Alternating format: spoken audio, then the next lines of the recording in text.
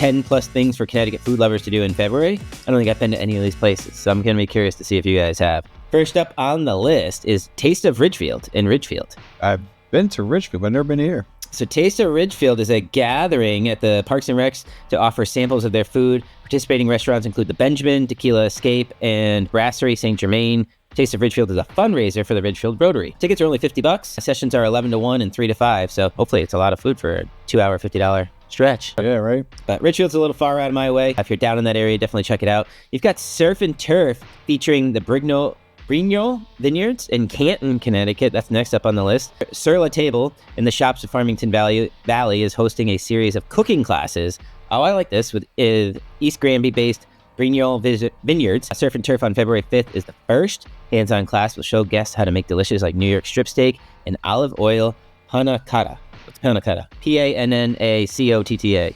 Don't know, but the steak sounds good. Sounds familiar. No, students will also get red or white wine from the vineyard. That's what, there we go. Okay. Sign me up for that one. That is Surf and Turf featuring the Brigno Vineyards. I don't know if I'm saying that right or not. Next up, we've got 16th Bubbles and Truffles in Winsted. 16th, it didn't say 16th annual. Okay, now in its 16th year, this wine, beer, tasting, and chocolate extravaganza on February 9th will be held at the Little Red Barn Brewers. In addition to wine, beer, and chocolate, it features live music, a raffle, and a silent auction. Proceeds benefit Friends of Main Street. So that's not bad. Tickets are, they must be passing on the fees. I was like, tickets are $28.52 via Eventbrite. And I don't know if you guys have ever used Eventbrite, little sidebar here. You can choose to absorb the fees or you can choose to pass them on. And for $28.52, I'm pretty sure they're passing that on. Interesting. Yeah. Always absorb it. It's a couple bucks, maybe $1.25, $1.50. You know, if you're trying to put on an event and bring some people to it, you know, you can absorb a little bit of money there. But next up, we've got Savor the Symphony Beer and Paired Food Dinner in Middlebury. All right, so Middletown, this one's close to us. We can probably make this one.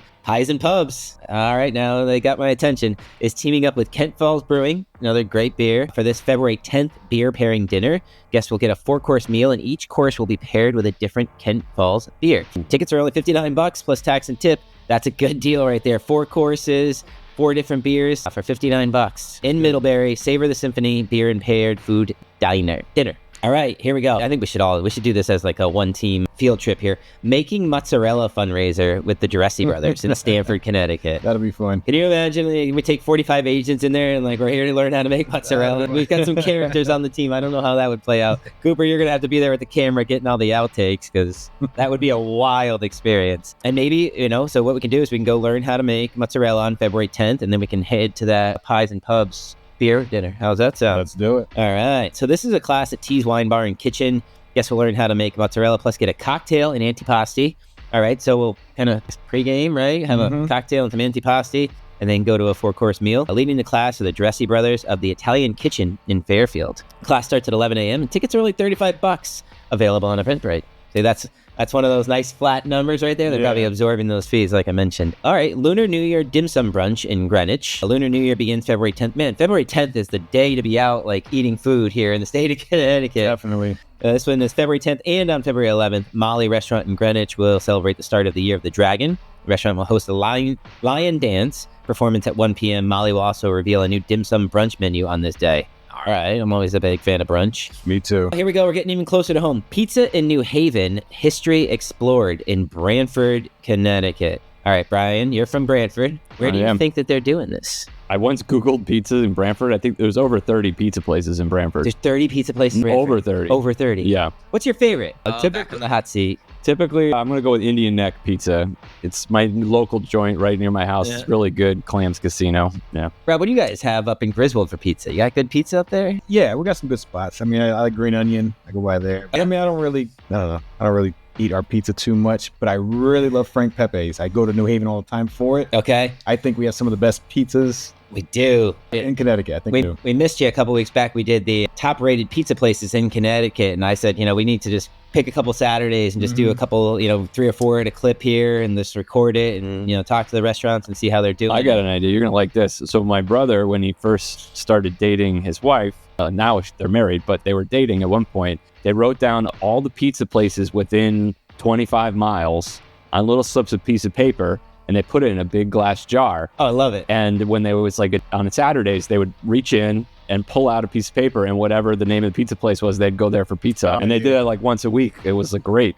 I loved it. Isn't that a great idea? I'm going to steal that. That's like pass it off as my own. Maybe for Valentine's Day, I'm going to bring home this like giant, I'm going to bring home a pizza box. There you go. And have them all written inside there, folded up. And so we take Mondays off together, my wife Jill and I. And so on Mondays, right around noon, we'll just draw a name out of there and figure out where we're going to go. What's yours? What's your favorite pizza spot? My favorite pizza, oh man, and I'm not saying this just so I don't have to answer the question. There are too damn many for me to decide. Because sometimes I like a Greek-style pizza. Sometimes I like just like a Sicilian-style pizza. Pasta Vest here in Guilford has a great Sicilian. I did say when we were doing the pizza conversation, you got to just go for their plain cheese. Pepe's is good. Sally's is good. Well, when we're at our convention a couple weeks from now, we're going to hit the Pepe's at Mohegan Sun. We're going to hit the Pepe's at Mohegan Sun there. They may have closed that one, though. I'm not sure. I'll have to double check on that, but I don't see it. Okay, so it might still be there. All right. But so this is New Haven. So back to our topic at hand here after our little side rant. Pizza in New Haven, history explored. New Haven author and pizza historian Colin M. Kaplan will lead this February 11th presentation in the auditorium of the Blackstone Library. That's a great library. Beautiful building. Yeah. The hour-long event includes a talk by and Q&A with Kaplan, as well as the opportunity to buy one of his books, Pizza in New Haven, and have it signed. There will also be slices available on first-come, first-served basis. So if you're on the shoreline, check that out. All right, next up, we've got Bringing Back the Classics with Chef Ray Gennaro in New Haven. Okay, I'm not familiar with this. Michelina's on State Street is hosting this 4-course meal prepared by Ray Gennaro. Dishes include artichoke Milanese, seafood stuffed mushrooms, and chicken piccata. Ooh, that sounds like a good meal. Tickets to this one, I'm going to shock you guys, they're not February 10th and 11th. They are February 25th for this dinner, and they're $72, including tax and tip. Tables of 4 get a free bottle of wine. Wow. Here we go. This is where we're talking about. The 19th annual Cabin Fever Charity Chowder Cook-Off in Mystic. Yes, we have some of the best chowder. Yeah, this February 24th event at Old Mystic Village raises money for Always Home, an organization that helps prevent family homelessness in Eastern Connecticut. People can taste the soups on offer and vote for their favorite in 4 categories. It's free to walk around the event, and parking is free. Soups are $2 each or $12 for $20. That is a lot of chowders to try, 12 different chowders. There are also volunteer opportunities available. So that's going to do it. That's your top 10 food things to do here in this month of February in the state of Connecticut.